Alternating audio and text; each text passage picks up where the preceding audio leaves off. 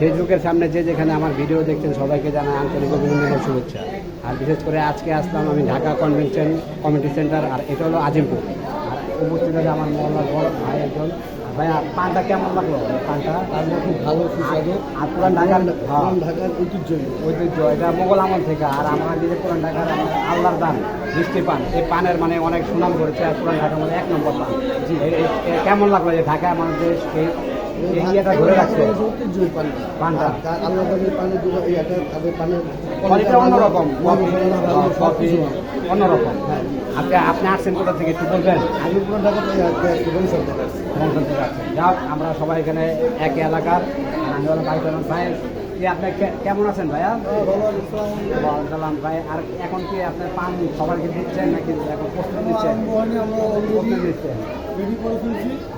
আর একটা কথার বিষয় হলো যে পুরান ঢাকার আল্লাহর দান মিষ্টি পান, এই যে আপনার যে এই ইয়াটা ব্যান্ডটা, এটা মানে সুনাম কেমন লাগে? এটা সুনামটাকে শুনলে ভালো লাগে। মানে আপনার ভিজিটিং কার্ড আছে?